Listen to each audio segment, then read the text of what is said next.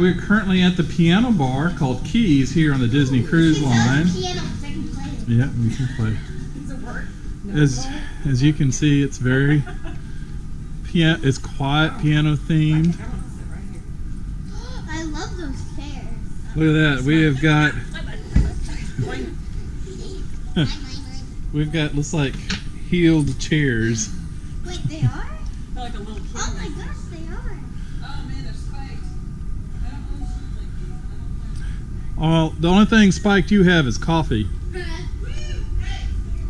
Oh, look at that! There's Mickey keys all over the walls here. Very nice.